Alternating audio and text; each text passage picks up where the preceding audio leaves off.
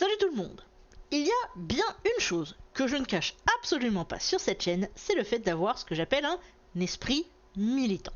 Alors pourquoi je dis esprit militant et pas juste que je suis une militante ? C'est justement parce que je ne suis pas aussi active que beaucoup d'autres personnes qui font des choses bien plus impactantes et importantes que moi.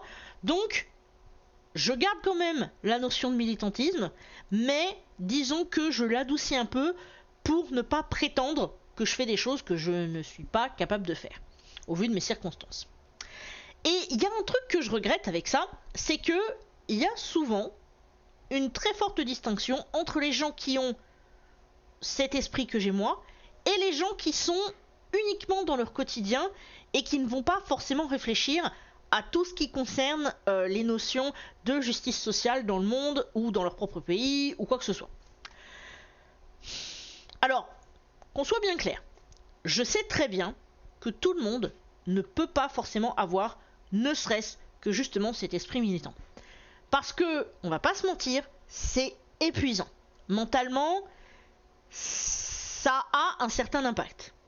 Je veux dire, je ne pense pas que mes problèmes soient liés à cet esprit militant.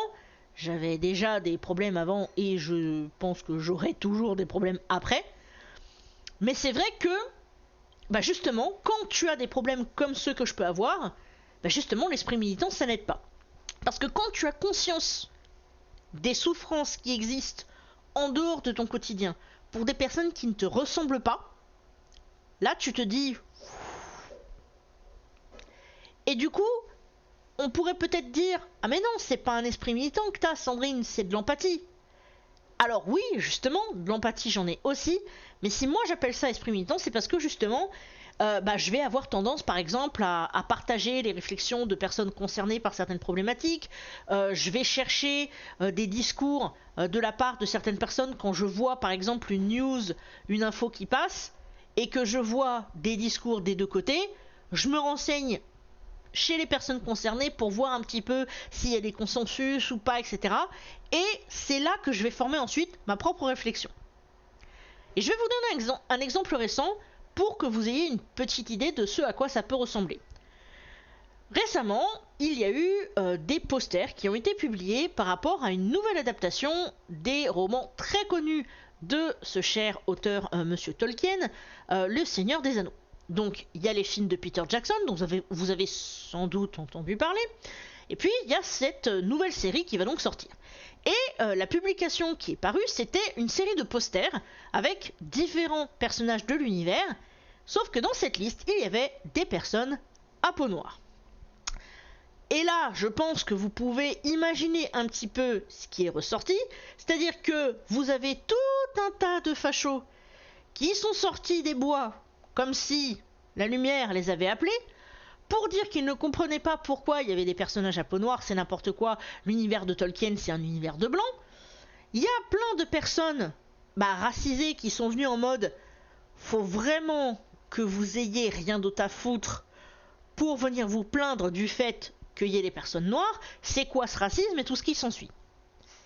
Et il y a aussi tout un tas de personnes, alors qui n'ont pas forcément un esprit militant selon moi, mais qui ont au minimum un cerveau, qui ont dit attendez un instant, juste comme ça, vous saviez que Tolkien ne voulait pas être rangé du côté des racistes ? Vous saviez que dans l'univers de Tolkien, il y a justement des personnes comme ci, des personnes comme ça, donc faut fermer un peu votre bouche ? Et là, je me suis dit, ah mais ouais, mais en fait, vraiment, le racisme de certains, il peut plus se cacher. C'est impossible de l'ignorer. Et il y a notamment un youtubeur très connu qui a fait sa petite remarque là-dessus, en mode moi j'aimerais qu'on m'explique et tout ce qui s'ensuit. Le problème c'est que il y a des moments où quand tu vas faire ce genre de remarques, ça passe pas super bien parce qu'en fait il suffit de chercher 2 minutes et tu vas la voir, ta réponse. T'as pas besoin de dire que tu veux qu'on t'explique. Tu cherches. Et voilà, comme disent beaucoup de gens, Google est ton ami, et les réseaux sociaux aussi. C'est pour ça qu'il y a souvent un champ avec une petite loupe. Et j'ai vu donc quelqu'un qui avait publié le lien d'un article qui défendait ce youtubeur, Et il y a eu pas mal de remarques autour de ça, et donc des gens qui étaient là en mode ah mais ça de toute façon c'est des conneries d'internet. Ouais, alors le problème c'est que justement, si tu es dans ton propre quotidien et que tu ne t'intéresses pas aux notions de justice sociale, effectivement, tu peux te dire oh là là, mais ils font chier les gens quand même, ah râler, oh là là, mais pourquoi ils nous emmerdent avec ces histoires Et puis après tu réfléchis 5 minutes. Et là, tu penses au fonctionnement d'Hollywood. Tu penses aux problèmes de représentation. Tu penses au système du blackface qui est une erreur, et une horreur d'ailleurs, abominable. Et tu mets tout ça, et tu réfléchis, et là tu te dis, au-delà du fait que on parle souvent de la fidélité d'une adaptation, pourquoi est-ce qu'aujourd'hui encore, le fait de voir des personnages à peau noire dans un univers de fantasy, ça fait tellement sauter les gens au plafond? Et c'est là que tu te rends compte qu'il y a encore énormément et beaucoup trop même de racisme un peu partout. Et donc, ça fait mal au cœur, et donc tu vas avoir des discussions, enfin bref, il y a tout un tas de choses autour. C'est-à-dire que, pour une personne comme moi, cette controverse par rapport à cette nouvelle adaptation de l'œuvre de Tolkien,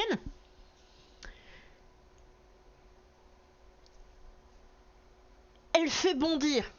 Elle fait bondir parce que, une fois que tu t'es un petit peu renseigné chez ceux qui dénoncent, chez ceux qui en souffrent, et chez ceux qui connaissent réellement l'œuvre de Tolkien, tu te rends compte que les fachos feraient bien de fermer leur bouche.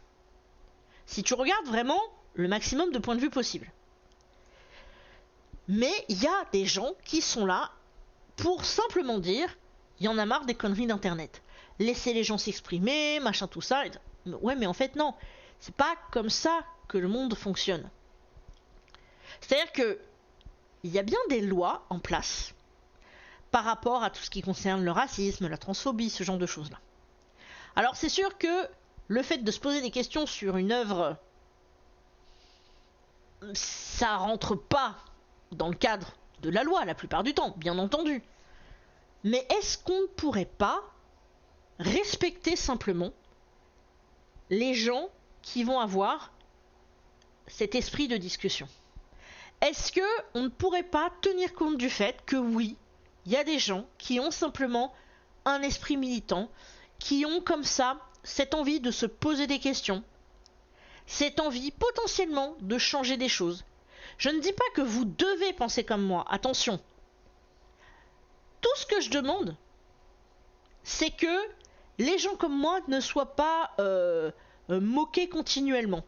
Comme si on était juste des débiles qui passaient notre temps à raconter des bêtises sur internet et à vouloir faire chier le monde. L'idée, elle est pas là du tout. L'idée, elle est que il y a des choses qu'on va regarder aujourd'hui sous un nouvel angle, parce qu'on est en 2022. On peut très bien regarder une œuvre, penser à cette œuvre dans son contexte, la remettre dans le contexte d'aujourd'hui. On peut très bien penser au fait qu'il y a des notions de justice sociale à défendre aujourd'hui. On peut penser énormément de choses. Et vous n'êtes pas obligé de faire comme moi. Si votre santé mentale en dépend, si votre quotidien professionnel en dépend, étant donné qu'on a tous besoin d'avoir un toit et de manger, vous pensez bien que je ne m'attends absolument pas à ce que, automatiquement, vous réagissiez comme moi à chaque histoire qui sort. Bien entendu. Je veux dire, moi, je vous propose des vidéos sur YouTube parce que, justement, j'ai cette réflexion. Je poste des conneries sur Twitter, sur Instagram, etc. Mais je propose quelque chose. Après, vous le prenez pas. C'est comme vous voulez. Mais juste, est-ce qu'on pourrait ne plus se moquer ? En fait, c'est ça, surtout. Est-ce qu'on pourrait ne plus mépriser les gens qui ont cette réflexion que j'ai ? C'est-à-dire que, même, on va dire, dans mon entourage familial, j'ai eu récemment des discussions où j'essayais d'expliquer pourquoi certaines phrases et certains points de vue pouvaient être dangereux. Il y a quand même une personne qui est venue m'engueuler en mode « Ouais, mais de toute façon, tu crois que t'es plus intelligente que moi, machin tout ça, enfin bref. » Et je me suis limite fait insulter par cette personne-là. Tout ça parce que j'essayais d'apporter une autre vision. Bon, en même temps, à la maison, il y a souvent BFM à la télé. Et cette personne-là ne vit pas avec nous, mais j'avoue que j'avais envie de mettre des baffes en fait.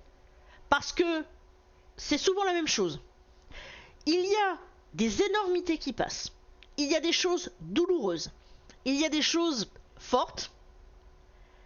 Et en gros, on est censé laisser les gens s'en foutre.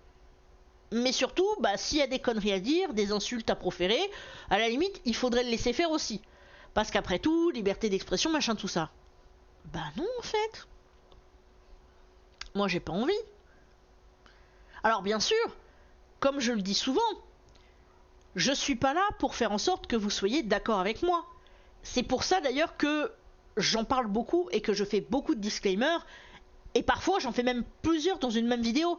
Parce que je n'ai pas envie que les gens croient que je suis là en mode « Faites comme moi, et puis c'est tout !» Non. Non, c'est pas comme ça que je fonctionne. Mais au bout d'un moment, je me dis « Mais attends, pourquoi est-ce que je devrais m'arrêter au final ?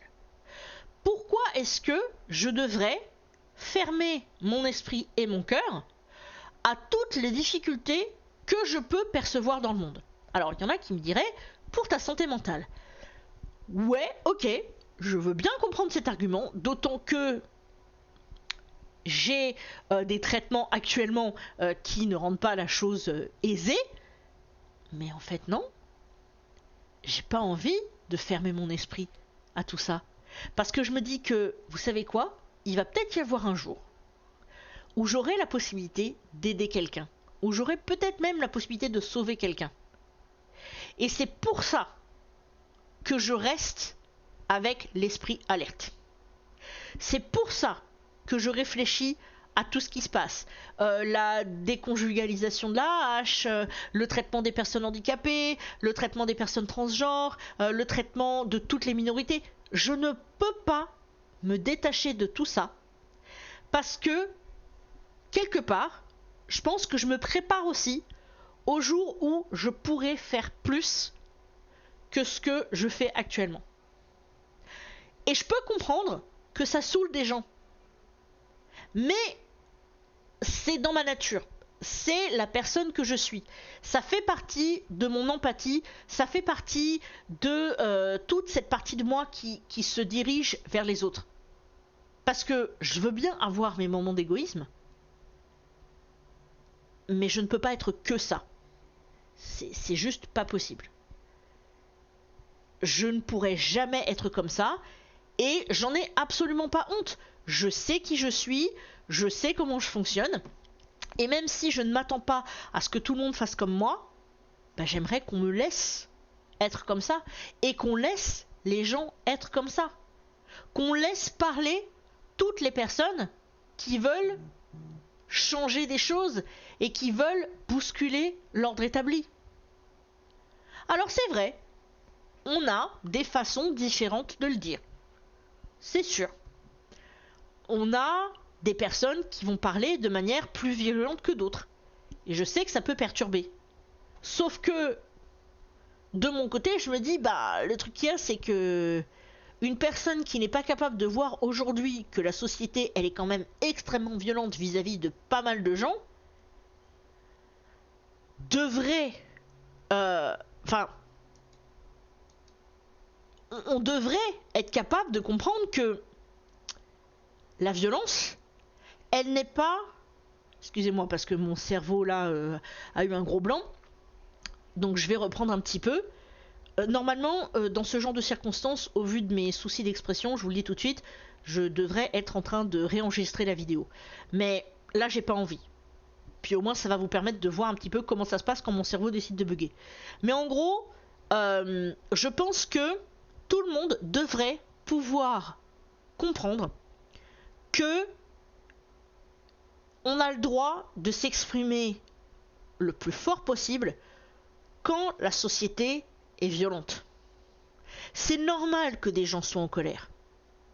Alors, Je voyais encore des textes aujourd'hui qui parlaient un petit peu du fait que ah oui mais c'est dommage parce que la violence... Ah mais non attendez. C'est même plus que ça, il me semble que c'est par rapport à Facebook. Alors attendez, je vais aller vous ressortir ça. Parce que c'est quelque chose que j'ai repartagé sur mon profil. Donc c'est un texte que j'ai trouvé en février 2017. Donc je vais vous le relire. Ils sont de retour. Ils commencent leur phrase par « Certes, on peut comprendre la colère » et la terminent par « Mais rien ne justifie la violence ». Lorsque des salariés en lutte détruisent du matériel informatique dans une sous-préfecture, retiennent pendant quelques heures leur patron, déchirent une chemise, ils sont là. Lorsque des habitants et habitantes des banlieues excédés jettent des projectiles sur les flics, détruisent du mobilier urbain, incendient des poubelles ou des voitures, ils sont là. Ils sont là car ils savent. Ils savent que rien ne justifie la violence. Et dans la version la plus hypocrite et ou paternaliste, ils ajoutent « C'est dommage, car ça dessert un combat légitime. » Mais le reste du temps, ils ne sont jamais là. La violence des riches, la violence de l'État, la violence symbolique dans les médias, ce n'est pas leur problème. Celle-là, ils ne ressentent pas le besoin, par un tweet, un communiqué de presse ou une déclaration à BFM TV, de la condamner. Et ils ne demandent à personne, avant de l'autoriser à s'exprimer et de le considérer comme un interlocuteur légitime, de la condamner. Parce qu'ils ne la vivent pas, cette violence. Ils ne la subissent pas au quotidien dans leur chair. Et surtout parce qu'ils savent, au fond d'eux-mêmes, que c'est grâce à cette violence qu'ils peuvent continuer à occuper des positions de pouvoir, aussi petites soient-elles. Et alors, ils demandent un retour à l'ordre, un ordre injuste, inégalitaire, violent, raciste, sexiste, mais qui, de leur point de vue, est préférable au désordre qui pourrait fragiliser leur position. Alors écoute et entends, toi le spécialiste du certes mais, du rien n'autorise à et de la condamnation des violences. Tu n'as aucune légitimité, toi l'adepte du tri sélectif, pour te poser en arbitre des élégances et pour distribuer les bons et les mauvais points, du haut de ton piédestal de responsable politique, d'éditorialiste ou d'intellectuel. Tu n'as aucune légitimité, toi l'intermittent de l'indignation, pour expliquer aux gens qui veulent se faire entendre et qui ne sont jamais entendus, jamais pris au sérieux, jamais écoutés, ce qu'ils doivent faire ou ne pas faire pour se faire entendre. Tu n'as aucune légitimité, toi qui ne t'intéresses jamais sérieusement à ce qui se passe dans les usines, dans les banlieues, dans toutes les zones où les gens subissent chaque jour l'exploitation, l'oppression et la violence, à leur faire la morale lorsqu'ils disent qu'ils en ont ras-le-bol. Bref, toi qui ne fais rien de conséquent pour en finir une bonne fois pour toutes, avec un système tellement oppressif et injuste que la révolte, parfois violente, est le seul moyen d'espérer de se faire entendre et obtenir quelque chose, on se passera de tes commentaires, de tes leçons de morale et de tes injonctions. J'ai été assez surprise quand j'ai retrouvé ce texte. Je pense que je vais faire des captures d'écran et que je vais les reposter sur ma page Facebook et sur Twitter, parce que je n'ai pas envie que cette personne puisse se faire harceler, vu que son texte est quand même assez intéressant. Mais vous voyez, ce texte-là retraduit et retranscrit exactement le ressenti que j'ai depuis un certain temps. Je l'avais il y a 5 ans, je l'ai toujours maintenant. Et cette vidéo, elle est dans cet esprit en fait. Je ne dis pas que vous devez obligatoirement militer. Je ne dis pas que vous devez avoir exactement la même vie que moi. Et là on voit que la nuit tombe, c'est merveilleux. Je dis juste que il faut pas stopper les gens qui veulent réfléchir à une société différente. Pourquoi il ne faut pas les stopper? Parce que en ce moment, on a un peu trop tendance à laisser parler les fachos, les gens qui veulent écraser les autres, les hauts politiques, les très riches, etc. Ces gens-là, on les laisse parler. Ils sont dans les médias, ils sont sur Internet, ils sont dans les journaux, ils sont à la télé. Mais les gens comme moi, ou même, vous savez, hein, les personnes de couleur, les féministes, les personnes handicapées qui ont des choses à dire, pourquoi elles ne parlent pas ces personnes-là? Par exemple, pourquoi est-ce qu'on ne voit pas plus souvent quelqu'un comme Philippe Poutou à la télé? Alors je sais très bien que il a sans doute des opinions et des parties de programme qui pourraient faire peur à certains. Mais pourquoi est-ce que c'est toujours les mêmes sons de cloche qu'on entend? Ben moi je suis là et je partage certaines choses parce que justement je ne veux pas me concentrer sur mon propre son de cloche, sur ma propre musique intérieure. Je veux pouvoir réfléchir à quelque chose de global. Je veux pouvoir écouter toutes les personnes qui en souffrent, qui pourraient en avoir besoin, et je veux pouvoir retransmettre la parole des personnes qui méritent d'être entendues. Je suis fatiguée que ce soit toujours les mêmes, et donc j'ai envie de pouvoir partager des choses qu'on ne va pas forcément écouter parce que justement on ne se sent pas automatiquement concerné. Alors cette vidéo, je ne l'ai pas faite pour vous faire culpabiliser, bien entendu, mais simplement pour vous dire voilà, il y a des gens qui sont comme moi, qui ont cet esprit empathique, qui ont ce côté esprit militant. Il y a des gens qui vont plus loin que ça, qui s'énervent plus, qui parlent plus, qui agissent plus. Chez moi, il est hors de question de les mépriser. Et c'est la seule chose que je vous demande en fait. Que vous ne fassiez pas les mêmes choses, soit, mais juste, ne nous méprisez pas. Et si vous ne vivez pas la même colère que nous, c'est votre droit, mais laissez-nous au minimum le droit de l'exprimer. Sur ce, ça fait une vidéo quand même assez longue. Je pense que j'ai encore été dans tous les sens. Mais sachez que je pense à vous. Je vous dis à très vite. Et je vous embrasse.